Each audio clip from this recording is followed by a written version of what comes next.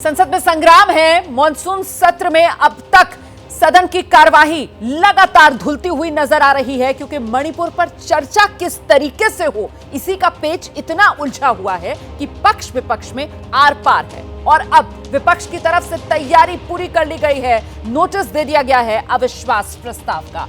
हम खास मेहमान मुख्तार अब्बास नकवी साहब का रुख करेंगे। पूर्व केंद्रीय मंत्री हैं, बीजेपी के वरिष्ठ नेता हैं, आप देख रहे हैं इस वक्त हमारे साथ मौजूद हैं। मुख्तार साहब, बहुत शुक्रिया एबीपी न्यूज के लिए वक्त निकालने के लिए।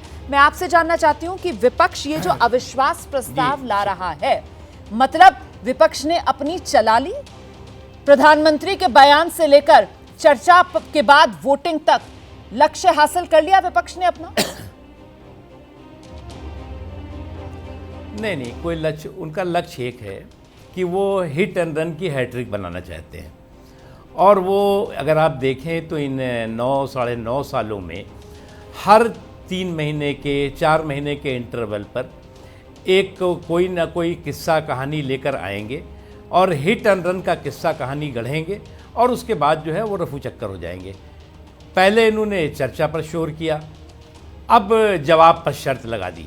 जब चर्चा पे इन्होंने बात करी तो उस वक्त गृह मंत्री अमित शाह जी ने बहुत स्पष्ट तरीके से कहा, सदन के अंदर कहा, सदन के बाहर कहा कि हम चर्चा के लिए तैयार हैं।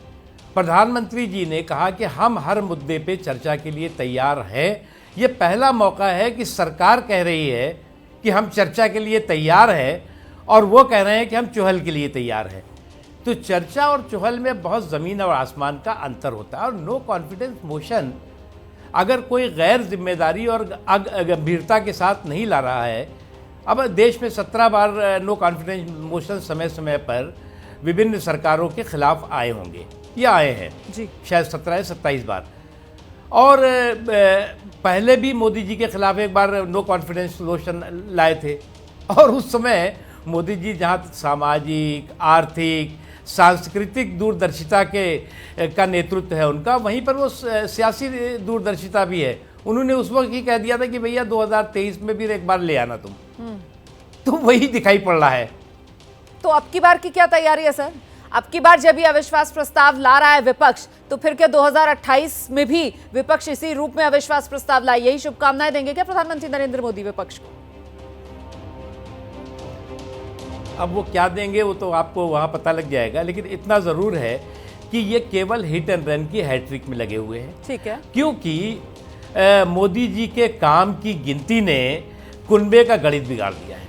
अब जब किसी के काम की गिनती किसी कुनबे का गणित बिगाड़ दो, तो इसी तरह के फेक फैब्रिकेटेड किस्से कहानी गढ़ना और हिट एंड रन का माहौल बना करके और रफू चक्कर हो जाना, ये पहला मौका मैं देख रहा हूँ। कि इससे पहले भी मैं पार्लियामेंट्री अफेयर मिनिस्टर के नाते भी मैंने बहुत देखा है संसद के अंदर कार्रवाइयों को।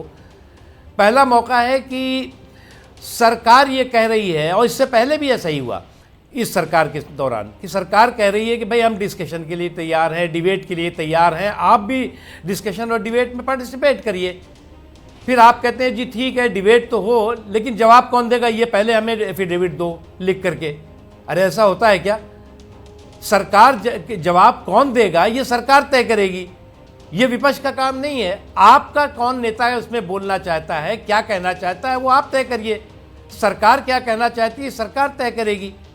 तो ये तो कुतर्कों का पूरा एक जाल बिछा हुआ है। इसीलिए चलते चलते एक अंतिम सवाल आपसे ये कि विपक्ष के नेताओं से भी आज मेरी बात हो रही है लगातार, और उनकी तरफ से कहा जा रहा है कि देखिए हम ये समझ रहे हैं कि नंबर गेम में हम कहीं पर भी गिनती में सत्ता पक्ष पर भारी नहीं पड़ सकते, लेकिन हमारा अविश्वास प्रस्ताव लाने का मकसद ये है कि अविश्वास भारत सरकार की नीतियों में जो खामियां हैं सरकार की, वो हम उजागर करेंगे और इस सरकार की पोल खोल करेंगे। एम्बैरेसमेंट सरकार को होगी सर? आपकी देखिए 1963 में इसी लोकसभा में, क्योंकि अविश्वास प्रस्ताव तो केवल लोकसभा में आता है, राज्यसभा में नहीं आता, इसी लोकसभा में पंडित जवाहरलाल नेहरू जी के खिलाफ एक अविश्वास प्रस्ताव आया था। वो अविश्वास प्रस्ताव क्यों था कि जवाहरलाल नेहरू जी की सरकार जो है 1962 में चाइना से बुरी तरह से पिट गई थी, हार गई थी और बहुत देश को शर्मिंदगी हुई थी जी। तो उस वक्त उन्हीं की पार्टी के आचार्य कृपलानी जी अविश्वास प्रस्ताव लाए थे।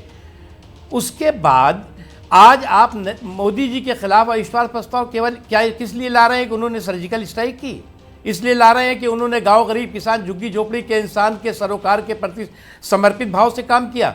इसलिए ला रहे हैं कि उन्होंने भारत की धाक और धमक को दुनिया में स्थापित किया? इसलिए ला रहे हैं कि पूरी दुनिया के आर्थिक संकट और कंटक के दौरान भी भारत की अर्थव्यवस्था को मजबूत भी रखा और महफूज भी रखा? या इसलिए ला रहे हैं कि दिल्ली के सत्ता के गलियारे से सत्ता के दलालों की नाकेबंदी और लूट लाबी में तालाबंदी कर दी? किस लिए ला रहे हैं आप? और या इसलिए ला रहे हैं कि आप जो है वो चर्चा से भागना चाहते हैं? बहुत शुक्रिया मुख्तार साहब एबीपी न्यूज पर अपनी बात रखने के लिए। समय मेरे पास इतना ही है। तो पूर्व केंद्रीय मंत्री मुख्तार अब्बास नकवी को आप सुन रहे थे, जिनकी तरफ से ये दावा किया जा रहा है कि विपक्ष का ये अविश्वास प्रस्ताव वाला दाव खुद विपक्ष के गले की फांस यकीनन बनेगा। पत्रकारिता कोई इमोशन नहीं है, ना अपना कोई ज्ञान देना है और ना कोई विचार थोपना है। पत्रकारिता क्या है?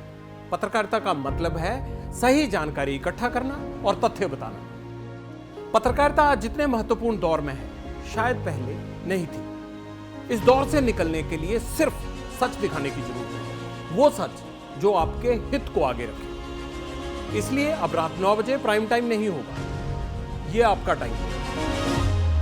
जगविंदर पटियाल के साथ देखिए पब्लिक इंटरेस्ट 17 जुलाई से सोमवार से शुक्रवार रात 9 बजे सिर्फ एबीपी न्यूज पर। एबीपी न्यूज आपको रखे आगे।